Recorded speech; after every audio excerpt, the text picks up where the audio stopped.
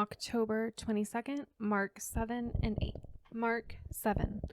The Pharisees and some of the teachers of the law who had come from Jerusalem gathered around Jesus and saw some of the disciples eating food with hands that were defiled, that is, unwashed.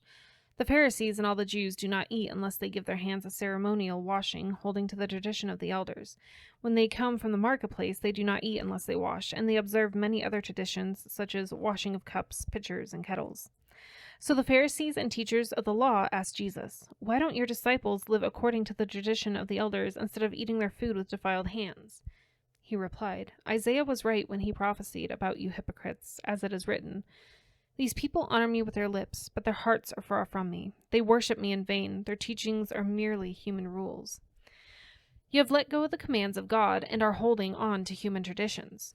And he continued, "You have a fine way of setting aside the commands of God in order to observe your own traditions. For Moses, he said, 'Honor your father and mother,' and anyone who curses their father or mother is to be put to death. But you say that if anyone declares that what might have been used to help their father or mother is korban, that is, devoted to God, then you no longer let them do anything for their father or mother. Thus you nullify the word of God by your tradition that you have handed down, and you do many things like that." Again, Jesus called the crowd to him and said, "Listen to me, everyone, and understand this. Nothing outside a person can defile them by going into them. Rather, it is what comes out of a person that defiles them." After he had left the crowd and entered the house, his disciples asked him about this parable. "Are you so dull?" he asked. "Don't you see that nothing that enters a person from outside can defile them?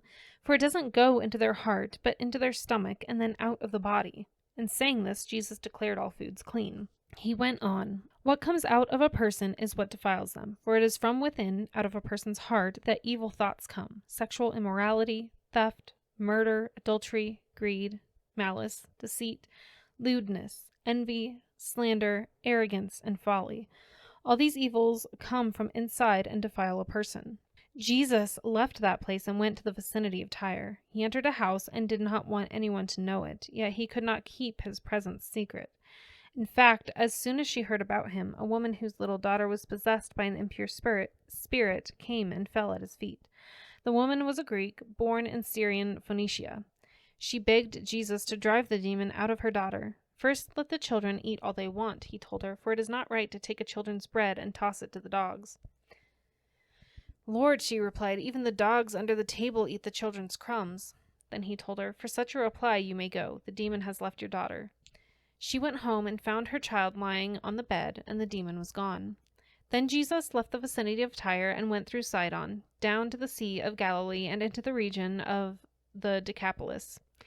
There some people brought to him a man who was deaf and could hardly walk, and they begged Jesus to place his hand on them. After he took him aside, away from the crowd, Jesus put his fingers into the man's ears. Then he spit and touched the man's tongue. He looked up to heaven with a deep sigh and said to him, "Ephphatha," which means "be opened." At this, the man's ears were opened, his tongue was loosened, and he began to speak plainly.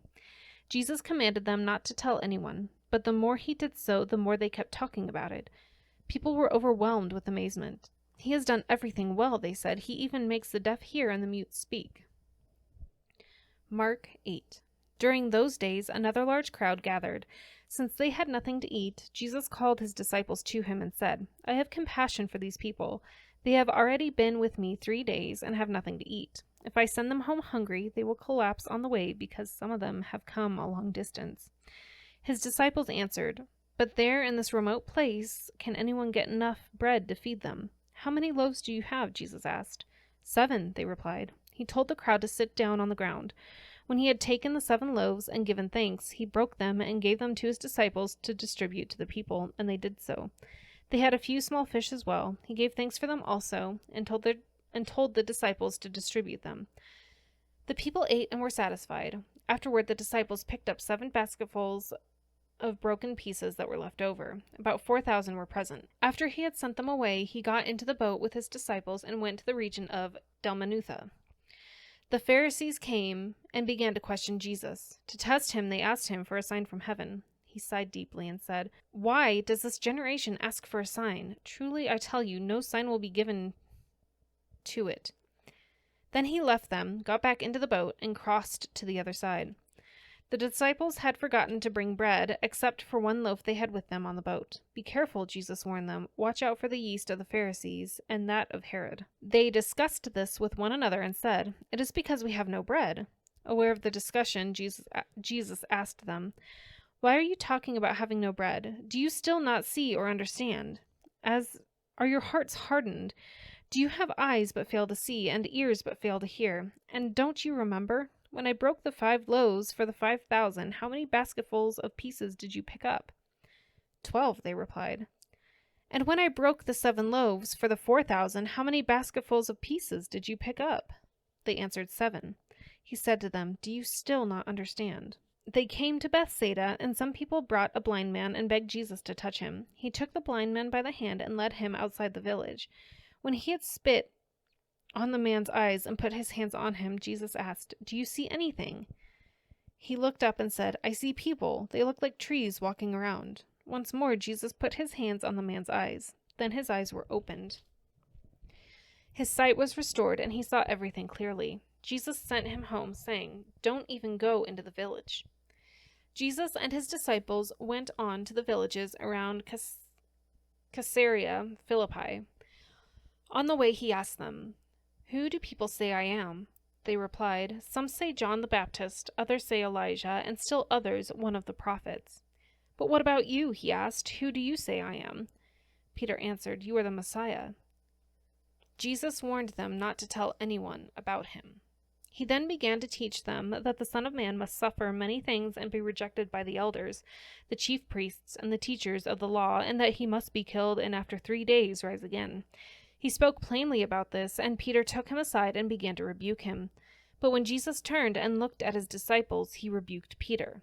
"Get behind me, Satan," he said. "You do not have in mind the concerns of God, but merely human concerns." Then he called the crowd to him, along with his disciples, and said, "Whoever wants to be my disciple must deny themselves and take up their cross and follow me.